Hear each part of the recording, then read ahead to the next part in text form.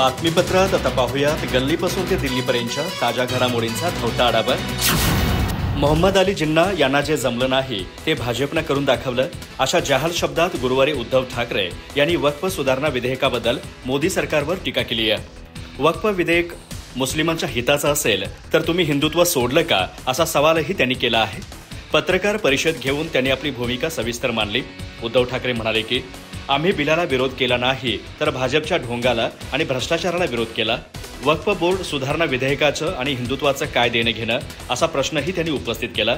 तुम्ही मुसलमानांचं लांगून चालून करत असाल तर हिंदूंनी काय केलं, असा प्रश्न देखील त्यांनी उपस्थित केला। नुकतीच रमजान ईद झाली आहे। ईदच्या या सर्व लोकांनी मेजवान्या जोडल्या आहेत। ईदच्या मेजवान्या जोडून या लोकांनी काल वक्फ बोर्ड सुधारणा विधेयक मांडलं आहे। मात्र यामध्ये मंत्री किरण रिजिजू यांनी हे विधेयक मांडलं, हा योगायोग आहे। याच किरण रिजिजू यांनीच एकेकाळी गोमांस खाण्याचं समर्थन केलं होतं, त्यामुळे हा योगायोग घडून आणला आहे का, असा प्रश्नही त्यांनी उपस्थित केला। नेमकं भारतीय जनता पक्ष काय करतोय हे देखील मला अद्याप कळालं नसल्याचं उद्धव ठाकरे यांनी म्हटलं आहे। अमेरिकेने भारतावर मोठ्या प्रमाणात शुल्क लादलं आहे, मात्र हा विषय बाजूला टाकण्यासाठीच वक्फ बोर्ड विधेयक याच तारखेला जाणून-बुजून आणला आहे, अशी टीकाही उद्धव ठाकरे यांनी केली आहे। याकडे दुर्लक्ष करण्यासाठीच हे विधेयक मांडण्यात आले असल्याचा आरोप देखील उद्धव ठाकरे यांनी केला। काल संसदेमध्ये अमेरिकेने लादलेल्या शुल्काच्या बाबत चर्चा होणं अपेक्षित होतं, मात्र त्यांनी तशी चर्चा केली नाही। आता आज तरी याबाबत चर्चा होणं अपेक्षित असल्याचं उद्धव ठाकरे यांनी म्हटलं आहे। अमेरिकेने लादलेल्या शुल्काच्या बाबत देशाच्या पंतप्रधानांनी किंवा अर्थमंत्र्यांनी सभागृहाला अवगत करायला हवं होतं, असं देखील त्यांनी म्हटलं आहे। मागील 2 वर्षांपासून छत्तीसगड, महाराष्ट्रातील गडचिरोली, तेलंगणा, ओडिशा आणि झारखंड इथं नक्षल्यांविरोधात सुरू असलेल्या आक्रमक कारवायांमुळे घाबरलेल्या नक्षल्यांनी केंद्र सरकारपुढे युद्धविरामाचा प्रस्ताव ठेवलाय। केंद्रीय समिती सदस्य अभय उर्फ सोनू भूपती यानं या संदर्भात माध्यमांना प्रसिद्धीपत्रक पाठवून कारवाया रोखण्याचं सरकारला आवाहन केलंय। 2 दशकांनंतर पहिल्यांदाच नक्षल्यांनी अशा प्रकारे शांती प्रस्ताव पुढे केल्यानं केंद्र सरकार काय भूमिका घेणार याकडे सर्वांचं लक्ष लागलंय। अभय उर्फ सोनू भूपती नुकतीच शरण आलेली कुख्यात नक्षली तारका हिचा पती आहे। अभय उर्फ सोनू भूपतीनं शरण येण्यासंदर्भात पत्राद्वारे प्रस्ताव मांडला आहे। या पत्रात अभय उर्फ सोनू भूपती यानं म्हटलंय की भाजप भांडवलशाही आणि सरंजामशाही व्यवस्थेला उलथवून समतावादी समाज स्थापन करण्यासाठी लढत असताना केंद्र आणि राज्य सरकारं आणि इतर पक्षांची राज्य सरकारं पूर्व आणि मध्य भारतात त्या जनसंघर्षांना दडपवण्यासाठी युद्ध सुरू ठेवत आहेत। पुढे अभय उर्फ सोनू भूपतीने म्हटलंय, जर आमचा पक्ष साम्राज्यवादी, दलाल, भांडवलदार, जमीनदार यांच्या शोषण आणि दडपशाहीनं त्रस्त असलेल्या जनतेच्या, पीडित सामाजिक समुदायांच्या आणि पीडित जातींच्या मुक्ततेसाठी लढत असेल तर केंद्र आणि राज्य सरकारं त्या संघर्षांना दडपण्यासाठी सशस्त्र पोलीस दल आणि NIA सारख्या गुप्तचर संस्थांचा वापर करून लढणाऱ्या जनतेवर हल्ला करत आहेत। प्रजा पक्षाच्या विचारवंतावर भीमा कोरेगाव गटाचा खटला दाखल करण्यात आला आणि त्यांना तुरुंगात टाकण्यात आलं। थोडक्यात, जर आपला पक्ष देशातील सर्व शोषित लोकांवर, शोषित सामाजिक गटांवर, शोषित जातींवर, साम्राज्यवादी, दलाल, भांडवलदार आणि जमीनदारांच्या शोषणाविरुद्ध लढत असेल तर भाजपची केंद्र आणि राज्य सरकारं आणि इतर पक्षांची राज्य सरकारं या शोषक शासक वर्गांचे शोषण आणि दडपशाही बळकट करण्यासाठी राजकारणाच्या नावाखाली देशातील जनतेविरुद्ध युद्ध सुरू ठेवत आहेत। क्रांतिकारी भागात आदिवासी तरुणांना सशस्त्र दलात भरती केलं जात आहे आणि त्यांच्याकडून आदिवासींची हत्या केली जाते। दिशा सालियान मृत्यू प्रकरणात आता मोठी माहिती समोर आली आहे। दिशाच्या लॅपटॉपमध्ये तिचे वडील सतीश सालियान यांचा व्हॉट्सअप डाटा मिळाल्याची माहिती समोर आली आहे। याआधीच SIT चौकशी दरम्यान हा डाटा मिळाला होता। दिशाचे वडील सतीश सालियान यांच्या एका महिलेशी संबंध असल्याचा दिशाला संशय होता।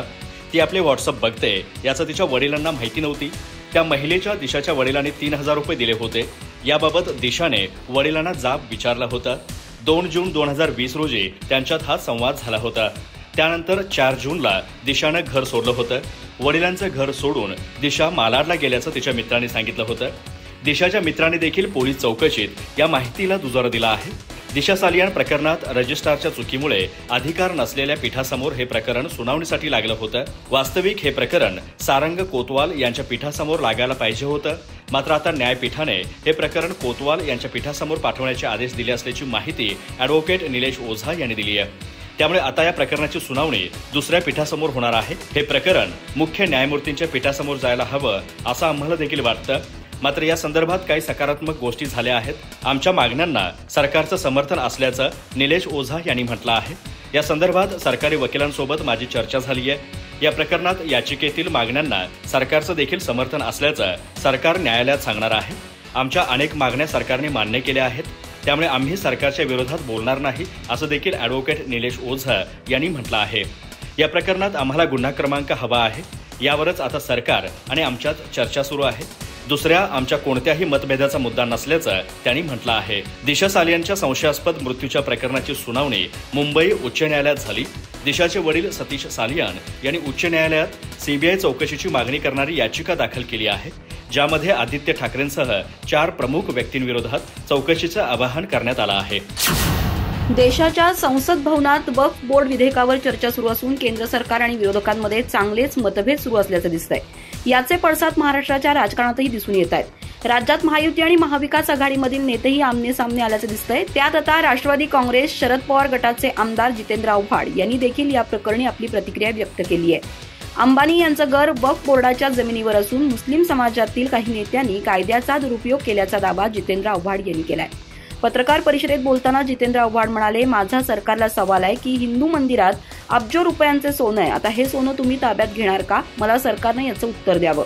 लोकांच्या धार्मिक विषयात जायची काय गरज आहे? संविधानाचं उल्लंघन करण्याचं काम सुरू आहे. आता आपल्याकडे दक्षिणेतील मंदिराकडे भारताला श्रीमंत करतील असं दुप्पट सोनं आहे. मग आपण वक्फ बोर्डाला विरोध कशाला करायचा? एकदा जमीन वक्फ करण्यात आली म्हणजे समाजासाठी दान करण्यात आली, परत ती हस्तांतरित करण्यात येणार नाही.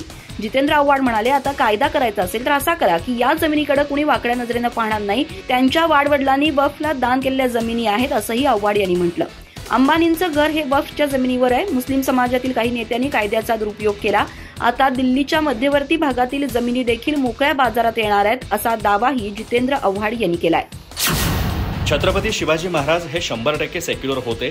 छत्रपती शिवाजी महाराज आदर्श शासक होते, न्यायप्रिय होते, कल्याणकारी राजे होते, आदर्श पिताई होते, असं केंद्रीय मंत्री नितीन गडकरी यांनी म्हटलं आहे.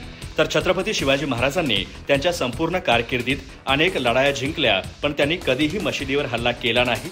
लढाई जिंकल्यानंतर महिला शरण आल्या, त्यावेळी ते सन्मानाने वागले. नितीन गडकरी पुढे बोलताना म्हणाले की छत्रपती शिवाजी महाराज यांचं जीवनचरित्र इंग्रजीत येत आहे, ही आनंदाची बाब आहे. आमच्या मनात आई वडिलांपेक्षा शिवाजी महाराजांचं स्थान मोठं आहे. प्रसिद्ध कादंबरीकार विश्वास पाटील यांनी लिहिलेल्या 2 इंग्रजी पुस्तकांचा प्रकाशन सोहळा केंद्रीय मंत्री नितीन गडकरी यांच्या हस्ते झाला. यावेळी ते बोलत होते. नितीन गडकरी म्हणाले की अफजल खान आणि शिवाजी महाराज यांची प्रतापगडावर भेट झाली, तेव्हा शिवाजी महाराज यांच्यावर अफजल खान यांनी वार केला. तेव्हा शिवाजी महाराज यांनी अफजल खानाचा वध केला. त्यानंतर शिवाजी महाराज यांनी आदेश दिला की अफजल खानाची कबर सन्मानाने झाली पाहिजे. आजकाल सेक्युलर हा शब्द खूपच प्रचलित आहे. या शब्दाचा इंग्रजी डिक्शनरीत दिलेला अर्थ धर्मनिरपेक्षता नाही. सेक्युलर शब्दाचा अर्थ आहे सर्व धर्म समभाव. सगळ्या धर्मांशी न्यायाने वागणे हा सेक्युलर शब्दाचा अर्थ आहे. छत्रपती शिवाजी महाराज हे असे राजे होते जे 100% सेक्युलर होते. नितीन गडकरी म्हणाले की जातपात धर्मपंथ याने व्यक्ती मोठा होत नाही, तर पराक्रमाने मोठा होतो.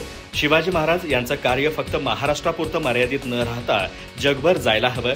त्यांच्या सैन्यात मुस्लिम सैनिक देखील होते. कल्याणच्या सुभेदाराच्या सुनेला सन्मानाने माघारी पाठवलं. वेळ प्रसंगी शिवाजी महाराज यांनी मुलाला शिक्षा करायला देखील मागे पुढे पाहिलं नाही. नाहीतर राजकारणात आजकाल सगळी आपली मुले, मुली आणि पत्नी यांना तिकीट मागतात. महाराष्ट्रात येत्या महाराष्ट्र दिनापासून म्हणजे 1 मे पासून ऑनलाईन मुद्रांक नोंदणी आणि 1 राज्य 1 नोंदणी उपक्रम राबवण्याची महत्त्वपूर्ण घोषणा राज्याचे महसूल मंत्री चंद्रशेखर बावनकुळे यांनी गुरुवारी केली.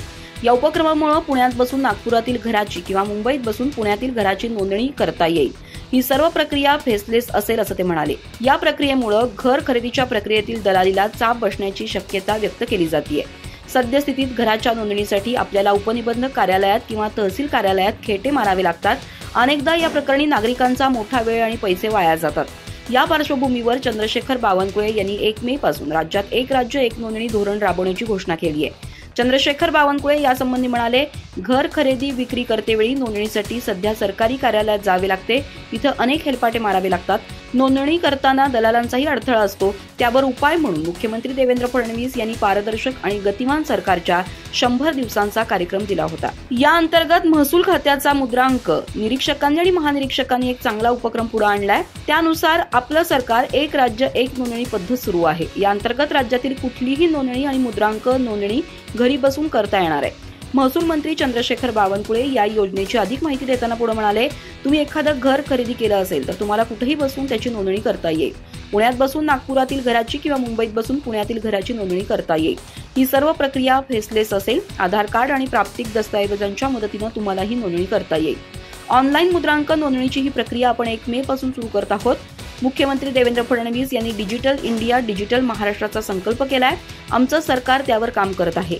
उल्लेखनीय बाब म्हणजे सरकारनं प्रायोगिक पातळीवर ही प्रक्रिया मुंबई आणि उपनगरात राबवली होती. तिचा आता राज्यभरात विस्तार केला जाणार आहे.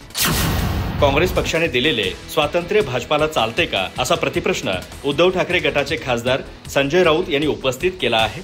वक्फ बोर्ड सुधारणा विधेयकावर देखील त्यांनी भारतीय जनता पक्ष आणि मुख्यमंत्री देवेंद्र फडणवीस यांच्यावर टीका केली आहे. देवेंद्र फडणवीस यांच्या माध्यमातून मुंबई आणि महाराष्ट्रातील जमिनीचा आधीच सौदा झाला आहे, असा गंभीर आरोप देखील संजय राऊत यांनी केला. या संदर्भात बोलताना संजय राऊत म्हणाले की शिवसेना फोडण्याचं देवेंद्र फडणवीस यांनी केलेलं पाप त्यांना पचवता आलेलं नाही. त्यांनी केलेलं ढोंग आणि त्यांचं पाप आम्ही समोर उघडं करत आले आहोत आणि करत आहोत. वास्तविक वक्फ बोर्डाच्या महाराष्ट्र आणि मुंबईमधील जमिनींचे व्यवहार आधीच झालेले आहेत. विधेयक सादर होण्याच्या आधीच हा खरेदी विक्री व्यवहार झालेला आहे. मात्र त्याला कायदेशीर स्वरूप देण्यासाठीच विधेयक आणलं गेलं असल्याचा आरोप संजय राऊत यांनी केला. त्यामुळे देवेंद्र फडणवीस यांची भीती आम्ही समजू शकतो. आम्ही त्यांना जनतेसमोर आणत आहोत, त्यामुळेच ते घाबरले असल्याचा आरोप संजय राऊत यांनी केला आहे. काँग्रेसने मिळवलेलं स्वातंत्र्य तुम्हाला चालतं का, असा प्रतिप्रश्न संजय राऊत यांनी उपस्थित केला आहे. तुम्हाला महात्मा गांधी यांचं नेतृत्व चालतं का, असा सवाल देखील त्यांनी भाजपला विचारला आहे. भाजपमध्ये धूर्त आणि भंपक लोक आहेत. त्यांना जमिनी आणि पैशाशिवाय काहीच दिसत नाही. यांना देव, देश आणि धर्म दिसत नसल्याची टीका संजय राऊत यांनी केली आहे. शिवसेना ठाकरे गट काँग्रेससोबत गेला आहे, यावरून त्यांच्यावर टीका केली जात आहे. याला संजय राऊत यांनी प्रत्युत्तर दिलं आहे. बहुचर्चित वक्फ सुधारणा विधेयकावर लोकसभेनं बुधवारी मध्यरात्री आपली मोहर उमटवली. या विधेयकावर 12 तासांहून अधिक काळ चर्चा करण्यात आली. त्यानंतर केंद्रीय गृहमंत्री अमित शहा यांनी आणखी एक प्रस्ताव मांडला. त्यावर बोलताना राष्ट्रवादी काँग्रेस शरदचंद्र पवार पक्षाच्या खासदार सुप्रिया सुळे यांनी शहा यांचं कौतुक करत ते खंबीर गृहमंत्री असल्याचं स्पष्ट केलं. आता त्यांच्या या विधानाची राजकीय वर्तुळात खमंग चर्चा रंगली आहे. गृहमंत्री अमित शहा यांनी बुधवारी मध्यरात्री 2च्या सुमारास लोकसभेत मणिपूरमधील राष्ट्रपती राजवटीचं अनुमोदन करण्याचा प्रस्ताव मांडला. हा प्रस्ताव मांडताना ते म्हणाले की न्यायालयाच्या निर्णयानंतर मणिपूरमध्ये जातीय हिंसाचार भडकला. हायकोर्टाच्या एका निर्णयाचा अर्थ लावण्यावरून 2 समुदायात हा हिंसाचार झाला. यावर सर्वांनी चिंता व्यक्त केली. मणिपूरमध्ये मागील 4 महिन्यांपासून हिंसाचार झाला नाही. तेथील परिस्थिती समाधानकारक असं मी म्हणणार नाही, पण ती नियंत्रणात आहे. सरकार मणिपूरमध्ये शांतता प्रस्थापित करण्यासाठी सर्वतोपरी पावलं उचलत आहे. मणिपूरमध्ये 1993 साली कुकी नागा यांच्यात जातीय संघर्ष झाला. हा संघर्ष तब्बल 5 वर्ष सुरू राहिला.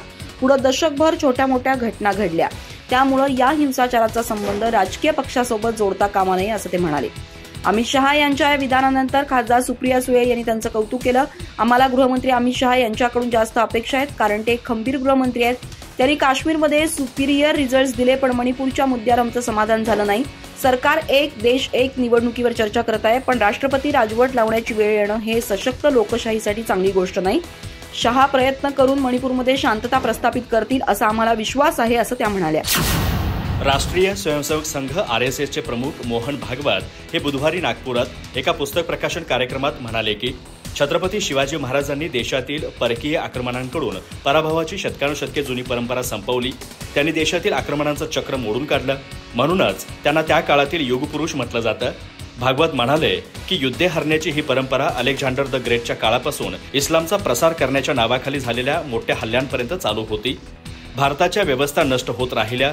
विजयनगर साम्राज्य आणि राजस्थानचे राजे देखील यावर कोणतेही उपाय शोधू शकले नाहीत. भारत बराच काळ पराभवाच्या परंपरेशी झुंज देत होता.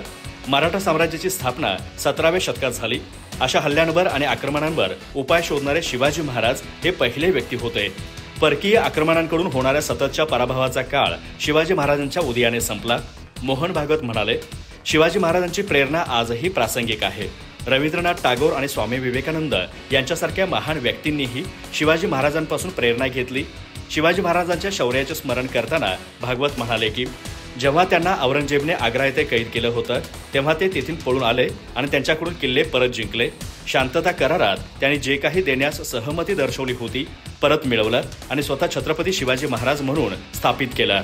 त्यांचा राज्याभिषेक या आक्रमकांच्या अंताचे प्रतीक होता. छत्रपती संभाजी महाराज यांच्या जीवनावरील छावा चित्रपटाचे निर्माते लक्ष्मण उचेकर यांचं त्यांच्या पोलादपूर तालुक्यातील मोरसंडले या मूळ गावी जोरदार स्वागत करण्यात आलंय.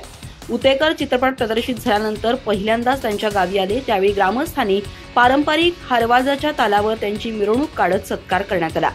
दरम्यान छत्रपती संभाजी महाराजांच्या शौर्यगाथेवर आधारित या चित्रपटात विकी कौशल, रश्मिका मंदाना आणि अक्षय खन्नानं मुख्य भूमिका साकारल्यात. मोरसडेमध्ये उतेकरांच्या भावकी, कांगोरीगड माध्यमिक विद्यालय आणि पंचक्रोशीतील ग्रामस्थ यांच्या वतीनं लक्ष्मण उतेकर यांची भव्य मिरवणूक काढण्यात आली. लक्ष्मण उतेकर म्हणाले की मी जरी शहरामध्ये चित्रपटाचा डायरेक्टर असलो किंवा सिनेमॅटोग्राफर असलो तरी दर महिन्याला माझी गावाकडे फेरी असते. गावात माझ्यासाठी एक ऑक्सिजन असतो. तो दरवेळी मी रिबूट करत रिफ्रेश होत इथून शहरात जात असतो. मला वाटतं गाव हे प्रत्येकाच्याच वाट्याला, प्रत्येकाच्या आयुष्यातला एक ऑक्सिजन असतं. तसंच माझं पण आहे. शिर्के घराण्याच्या वारसांनी या चित्रपटावर आक्षेप घेतलाय. या चित्रपटात राजेश शिर्के घराण्याला दोषी दाखवण्यात आल्याचा आरोप करत शिर्के वारसांनी दिग्दर्शक लक्ष्मण उतेकर आणि छावा कादंबरीच्या प्रकाशकाविरोधात लढा सुरू केलाय. कोणताही ऐतिहासिक पुरावा किंवा संदर्भ नसताना राजेश शिर्के घराण्याला दोषी ठरवून चित्रपटाच्या माध्यमातून बदनाम केल्याचा आरोप शिर्के यांच्या वारसांनी केलाय. अधिक माहिती आणि ताज्या घडामोडींसाठी आजच आमचे चॅनल सबस्क्राइब करा.